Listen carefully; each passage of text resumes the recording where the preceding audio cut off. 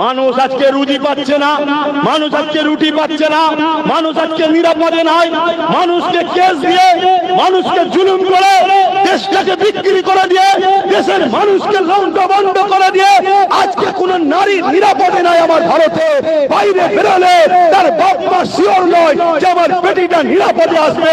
হয় রেপ হয়ে কোন জায়গায় মারা যাবে, হয় রেপ হয়ে তাকে গায়েব করে দেওয়া হবে, নাই রেপ হয়ে তাকে পুড়িয়ে দেওয়া হবে। এগুলোকে রুখতে পারছিস না, তোরা বলছিস ইসলামে নাকি রেপ করা কোনো পাপ নয়। অথচ ইসলাম বলছে কোন নারীকে যদি কেউ রেপ করে সেই রেপিস্টের শাস্তি একটাই, মৃত্যুদণ্ড। আর আমার দেশে কি রেপিস্টদের কি শাস্তি? ফুলের মালা আর এমএলএমপির টিকিট। লজ্জা লাগছে বলতে?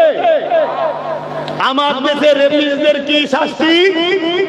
যদি কেস চলে কোটি কোটি টাকা কোর্টে লাগিয়ে উকিল ফিট করে তাকে জামিন করার জন্য চেষ্টা করছে, তারা আবার ইসলামের বিরুদ্ধে মুখ লাগে। আপনারা জানেন, আমি নাম ধরে বলছি, রাজনীতি করছেন করকে যান, আমার দিনের উপরে যদি আঘাত দেন মনে রাখবেন চেঙ্গিস খানের নাম ভুলিয়ে দিয়েছি আমরা, হালাকু খানকে মিটিয়ে দিয়েছি আমরা, সাদ্দাতকে মিটিয়ে দিয়েছি আমরা, ফিরাউনকে মিটিয়ে দিয়েছি আমরা, নমরুদকে মিটিয়েছি আমরা, চেঙ্গিস খানকে মিটিয়েছি আমরা। বুশের নাম নিশানা মিটে গেছে। পাল্লা এসো না, এমন সাইজ হবে দিশেহারা হয়ে যাবে, কোনটা বাপ কোনটা কে চিনতে পারবে না, ঠিক না বেঠে? অতএব যা করছো করে যাও। আজ নিশ্চয়ই আপনারা শুনেছেন উত্তর 24 পরগনার ওই যে ব্যারাকপুর ভাটপাড়া, কখন যে টিএমসিতে কখন বিজেপিতে বোঝা মুশকিল, কোন কারখানার প্রোডাকশন এখনো ধরা যাচ্ছে না। তবে বর্তমান বিজেপির প্রোডাকশন হয়ে আছে। সে বলছে ইসলামে নাকি রেপ করা কোনো পাপ নয়, এ কথা মেনে নেওয়া যেতে পারে? জোরে বলুন, এটা কি আমার ধর্মের উপরে মিথ্যাচার নয়? এটা আমার ধর্মের উপরে আঘাত নয়? আমার দেশের সংবিধানের উপরে কি আঘাত নয়? কেন দেশের সংবিধান বলেছে রাষ্ট্র কখনো কোনো ধর্মের পক্ষেও দাঁড়াবে না, ধর্মের বিরুদ্ধেও দাঁড়াবে না। অর্থাৎ রাষ্ট্র কারো মসজিদ মন্দির গির্জা গুরুদুয়ার করাতে কাজও লাগাবে না, হাত খরচও করবে না, আর গির্জা গুরুদুয়ার ধর্ম স্থান মসজিদ মাদ্রাসা বিরোধীও রাষ্ট্র করবে না। একেই বলা হয় সেকুলার কান্ট্রি। অর্থাৎ রাষ্ট্র বলছে তুমি হিন্দু তোমার মতো থাকো আমার বুকে, তুমি আদিবাসী তুমি তোমার মতো আমার বুকে থাকো, তুমি দলিত তোমার ধর্ম করো আমার বুকে থাকো, তুমি মুসলিম তোমার ধর্ম করো আমার বুকে থাকো, তুমি খ্রিস্টান তোমার ধর্ম করো আমার বুকে থাকো। আমি তোমাদের সবাইকে সমান অধিকার দেবো। তোমরা একে অপরে যে যার খুশি ধর্ম করো, দিনের শেষে তোমরা হলে ভারতীয়, মিলেমিশে থাকো, দেশের তারাক্কি করো, দেশের বেকারত্ব দূর করো। এটা হলো আমার দেশের ইন্ডিয়ান, আমার দেশের সেকুলার জাত। কিন্তু আজকে এই বিজেপি সরকার তারা না রুজি দিতে পেরেছে, না রুটি দিতে পেরেছে, না কারবার দিতে পেরেছে, না মানুষের অধিকার দিতে পেরেছে, না রেপ বন্ধ করতে পেরেছে, না দেশকে আগাতে পেরেছে, না জিডিপি সামনে শেষ করে দিয়েছে, না নোটবন্দি করে গেনার হয়েছে। কোন দিক দিয়ে যখন পারছে না, বিশেষ করে বাংলায় সবাই যখন এদেরকে রিজেক্ট করছে, এরা তখন ইসলামের উপরে আঘাত দিয়ে ধর্ম নিয়ে দাঙ্গা লাগাতে চাইছে। তাহলে আমাদের লড়াইটা কি হিন্দুদের বিরুদ্ধে, আদিবাসীদের, দলিতদের? না, আমাদের লড়াই ওই সকল মানবরূপী পশুদের বিরুদ্ধে যারা আঘাত দেবে আমার ধর্মের উপরে, সেই ব্যক্তির সাথে আমাদের লড়াই। এক কথা শুনছেন না শোনেন না? এবারে যদি বলেন দলের নাম বলছেন কেন, দল এই সব ক্যান্সার গুলোকে রেখেছে কেন? তাহলে নিশ্চয়ই সাপোর্ট করে। কি আপনি এক বস্তা আলু এনেছে, তার মধ্যে যদি দুটো পচা থাকে তাড়াতাড়ি বাদ দেওয়া দরকার আছে না? না দিলে কি হবে? তাহলে বিজেপি যখন তার এই পচাগুলোকে রেখে দিয়েছে তাহলে মানতে হবে তারা সাপোর্ট করছে। না ওকে তো তারপরে তো ঘাড়ে লাথি মেরে বার করতে দরকার। আমরা এমনি বাংলায় জায়গা পাচ্ছি না, তুই যা করলি সব গেল এবার রে, এটা বলে বাদ করার দরকার ছিল তো। যখন বার করেনি তাহলে ভাবতে হবে সবার সমর্থন আছে না নাই? একথা বলুন। দ্বিতীয় আমি এটাও জানতে চাইছি, এই বাংলায় যিনি ক্ষমতায় আছে তিনি ওর বিরুদ্ধে কোনো ব্যবস্থা নিচ্ছে কেন? লাইনে প্রশ্ন একটা আছে না নাই? কেন নেননি? হ্যাঁ, তাহলে ভাবতে হবে ডাল মে কুচ, ওপরে ওপরে ঝগড়া, ভেতরে ভেতরে মোহাব্বত। হ্যাঁ, তাহলে বলুন, আপনাদের কাছে জানতে চাই, আপনাদের কাছে দুনিয়ার আগে না আখেরাত আগে? আপনাদের কাছে দুনিয়ায় কোন নেতা নেত্রী আগে না ইসলাম আগে? যদি ইসলাম আগে হয়, আমার ইসলামের উপরে যে বা যারা আঘাত দেবে আর তাদেরকে যে বা যারা সাপোর্ট করবে, উভয়ের সঙ্গে আমাদের দূরত্ব করা দরকার আছে না নাই? হাত তুলে সাক্ষী দেন, আছে না নাই? তবে তো জালিমরা সাইড হবে। এরা মনে করছে যে আমরা যা খুশি তাই করে নেব, ওদের এখন কেউ বলার নেই। শোনো তাহলে মন দিয়ে, বদরের ময়দানে আল্লাহ নবী যখন গেলেন 313 জনকে নিয়ে, কি জন্য গিয়েছিলেন? লড়াই করার জন্য নয়, কেননা নবী পাকের কাছে খবর এসেছিল আবু জেহেল 1000 উপর সৈন্য নিয়ে মদিনা শরীফের উপরে হামলা করতে আসছে। আল্লাহ নবী সাহাবাদেরকে বললেন, এ বাবা সাহাবা, চলো বাবা, ওদেরকে মদিনায় ঢোকার আগে ওদেরকে থামিয়ে ওদেরকে বুঝায়, আমি মুহাম্মদ তো মক্কা থেকে চলে এসেছি, তোমরা মক্কায় যেমন আছো থাকো, কেন তোমরা আগ বাড়িয়ে ফিতনা করতে আসছো মদিনাতে? এটা ওদেরকে বোঝানো দরকার। এই জন্য আল্লাহ নবী এমন করে 313 জন সাহাবাদের নিয়ে খালি হাতে রওনা দিয়ে দিলে।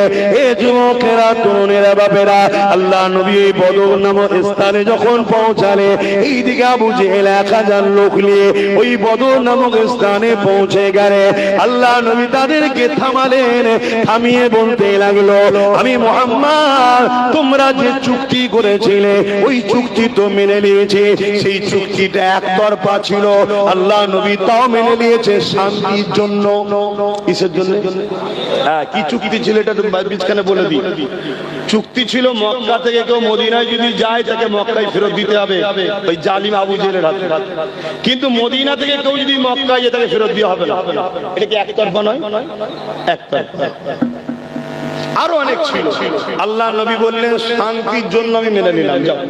তাই হযরত ওমর ফারুক বলেছেন, হুজুর এটা আল্লাহ নবী, ওমর, শান্তি যাতে হয় সেটা আমি রাসূল চাই। জোরে বলুন সুবহানাল্লাহ। বাস, ওমর ফারুক চুপ করে গেলেন। তা এরা এই শান্তি খরচা তৈরি করার পরে, সন্ধি হওয়ার পরেও দেখছে, খবর পেয়েছে মদিনায় মুহাম্মদ রাসূল রয়েছে। চারিদিক থেকে মানুষ মুহাম্মদ রাসূলের কাছে আসছে। মুহাম্মদ রাসূলের ফ্যান ফলোয়ার্স, মাননেওয়ালা, চাহনেওয়ালা সাহাবা আস্তে আস্তে বাড়ছে। এটা আবু জেহেলের সহ্য হয়নি। যেমন আজকে আমাদের কিছু আবু জেহেল আছে, এদের সহ্য হচ্ছে না। আমাদের চাকরি দেয়নি, শিক্ষা দেয়নি, কর্ম দেয়নি, পদ দেয়নি, নেতা দেয়নি, কিচ্ছু দেয়নি।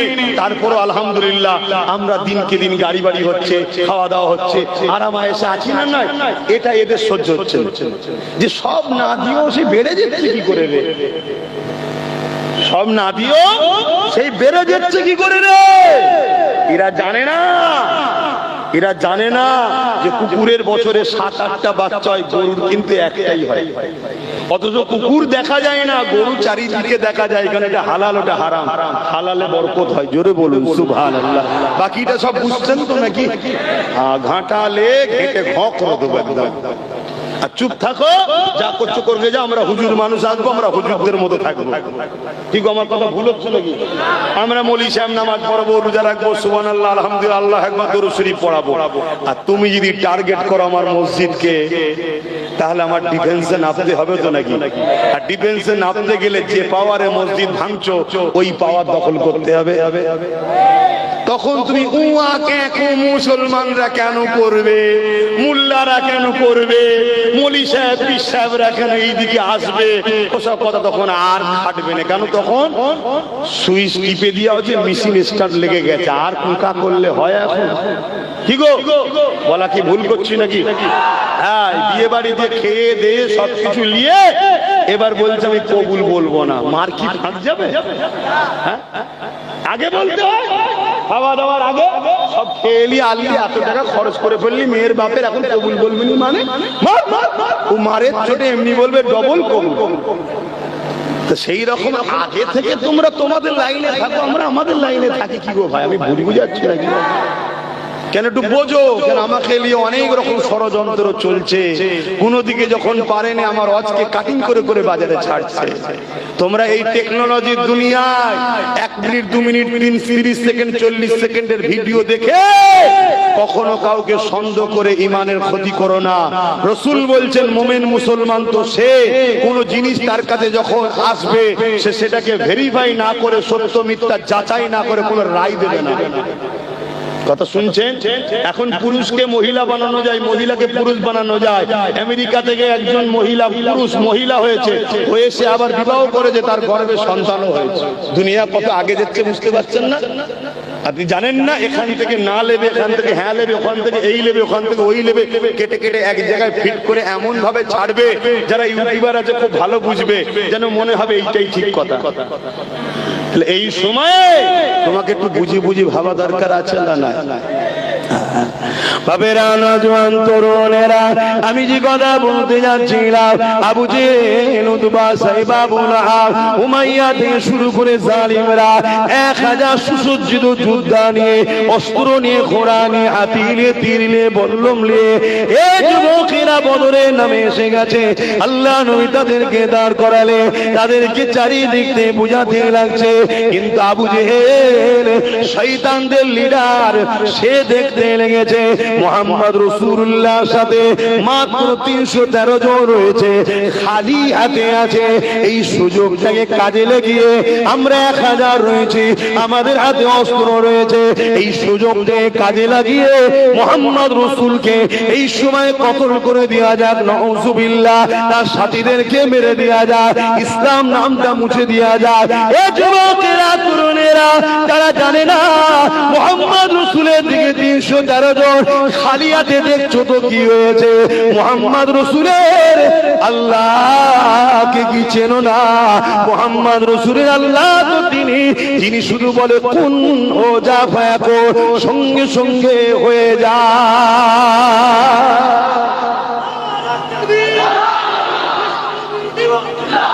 এরা মনে করছে মাত্র 313 জন খালি হাতে এই সুযোগ গায়েব করে দাও।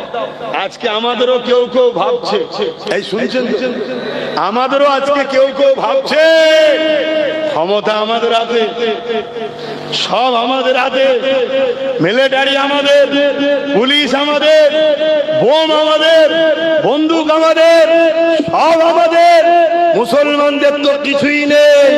এই সুযোগে এদের ঘর মিটিয়ে দেওয়া যায়। শুনছেন তো? এই চিন্তায় ওরা উঠে পড়ে লেগেছে। তোমাদের তো হুঁশ নাই, তোমরা তো এখনো ঘুমোচ্ছ। তোমরা তো একটাই জিনিস চিন্তা করছো, আমাদের দিদি বাঁচাবে। এই চিন্তায় তোমরা এখনো ঘরে আছো নাকি? এই ঘরে আছো? তবে এতটুকু মান বলতে পারি, আব্বাস সিদ্দিকীকে যেসব বাপ মা ভাই বোন ভালোবাসে, তারা আল্লাহ ছাড়া কখনো কারোর উপরে ভরসা করেন আর করবেও না। জোরে বলুন সুবহানাল্লাহ।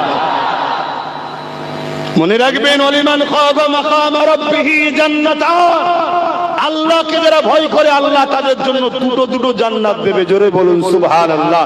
আল্লাহ ছাড়া কাউকে ভয় করবে না, আল্লাহ ছাড়া কারো কাছে সাহায্য চাইবে না, আল্লাহ ছাড়া কেউ আমাদেরকে নিরাপদ দিতে পারবে না। তোমরা আল্লাহ ও রাসূলকে ছেড়ে দিয়ে যাদের পক্ষে যাবে, আল্লাহ তাদের দ্বারা তোমাকে আমাকে মিটাবে। সূরা বাকারাতে আল্লাহ ওয়াদা করে। আজকে সেই দশা হচ্ছে, সেই দশা হচ্ছে। আবু জেহেল কোনো কথা আমার রাসূলের শুনলো না। সে রাসূলকে বলল, দুটো অপশন তোমার সামনে। কটা অপশন? দুটো। হয় আমাদের ধর্মে ফিরে আসো, আমাদের দলে চলে আসো, আর নচেত মোকাবেলার জন্য তৈরি হও। আল্লাহ নবী সাহাবাদিওকে বললেন, এ বাবা সাহাবারা, আবু জেহেল দুটো কথা বলেছে। প্রথম নম্বর হলো তাদের দিকে চলে যেতে হবে, অর্থাৎ জুলুমের দিকে, অর্থাৎ অন্যায়ের দিকে, অর্থাৎ মিথ্যার দিকে, অর্থাৎ নারীদের উপর জুলুমের দিকে, অর্থাৎ বেইনসাফির দিকে। আমি মুহাম্মদ রাসূলুল্লাহ এটা কখনো মেনে নিতে পারি না। আল্লাহ আমাকে দুনিয়ায় পাঠিয়েছে অন্যায়কে মিটাবার জন্য, ন্যায়কে প্রতিষ্ঠিত করার জন্য। জন্য, মানুষকে দাসত্ব শিকল থেকে আজাদ করার জন্য, ইনসাফ করার জন্য, ইনসানিয়াত করার জন্য, ন্যায় প্রতিষ্ঠিত করার জন্য। এ বাবা সাহাবারা, তাহলে প্রথম নম্বর কথা তো মানা যাচ্ছে না। সাহাবা হুজুররা বললেন লাব্বাইকা ইয়া রাসূলুল্লাহ, আপনি যেটা বলবেন তাতেই আমরা আছি। কেননা যেদিন থেকে আপনার হাতে হাত দিয়ে ঈমানের কলেমা পড়ে নিয়েছি, ওই দিন থেকে আমাদের জিন্দেগি আর আমাদের নয়, এটা আল্লাহ রাসূলকে দিয়ে দিয়েছি। যেমন করে খুশি খরচ করবে সেইভাবে আমরা রাজি রয়েছি। এই সময় রাসূলুল্লাহ বললে দ্বিতীয় অপশন হলো, তারা বলতে লেগেছে মোকাবিলার জন্য তৈরি হয়। এ বাবা সাহাবারা, ওদের যখন এত ইচ্ছা গেছে মোকাবিলার জন্য তৈরি হয়, সাহাবারা বললেন ইয়া রাসূলুল্লাহ, হাবিবাল্লাহ, আমাদের হাতে তো কিছু নাই, ওদের হাতে ধারালো অস্ত্র রয়েছে, ওরা ঘোড়ার পিঠে রয়েছে, ওদের হাতে ঢাল রয়েছে।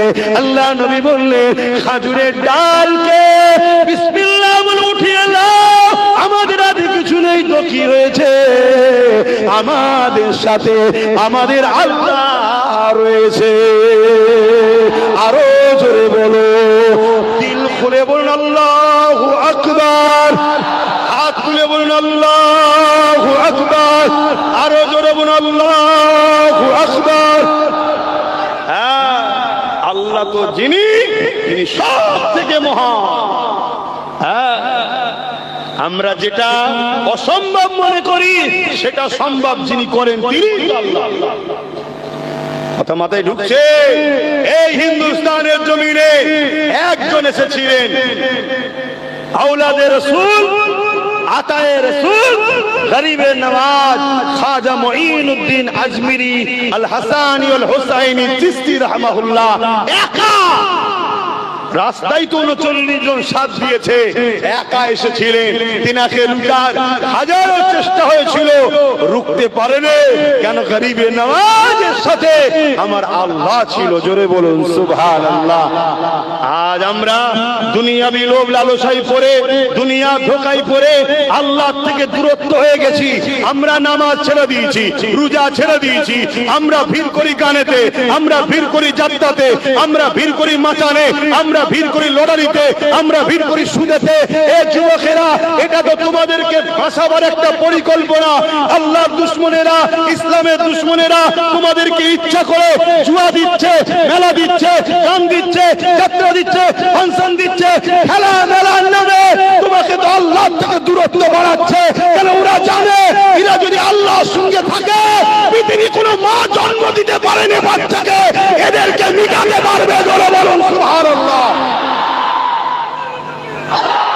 এই জন্যই তো আমাদেরকে প্ল্যান মাফিক সরানো হচ্ছে। আর আমরা যুবক মনে করছি হালকা বয়সে বেশ ভালোই হচ্ছে।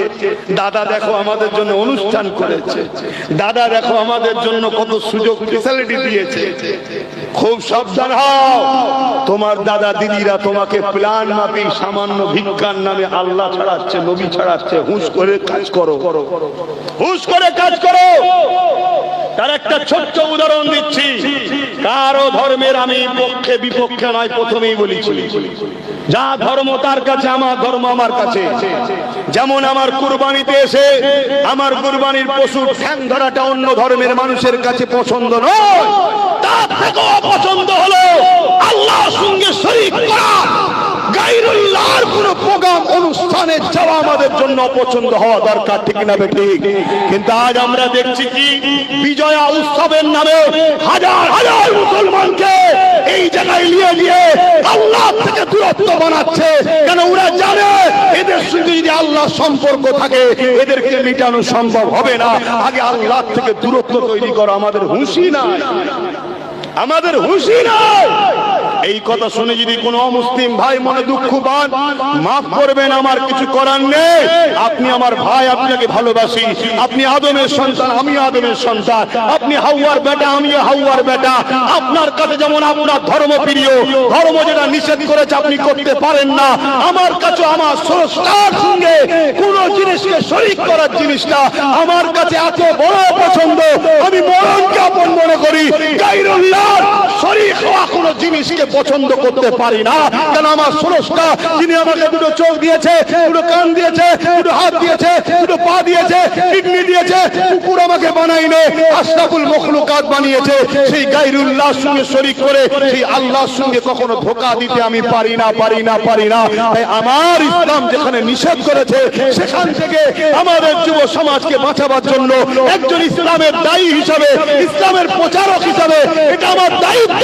তাই কিয়ামতের দিন আল্লাহ আমার জিভকে টেনে জাহান্নামের কাঁচি দিয়ে কাটবে। তুই হক কথা বলিসনি কেন বল?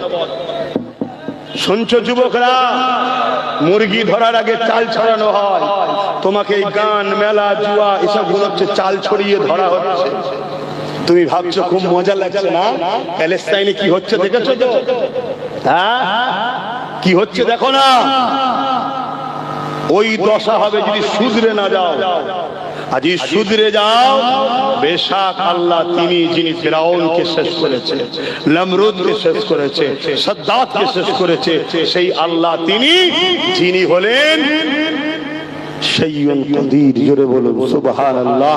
সর্বশক্তিমান, তার মোকাবেলা কেউ করতে পারা তো দূরের কথা, তার মোকাবেলায় নমরুদ চেয়েছিল লড়াই করব। জানেন তো নাকি?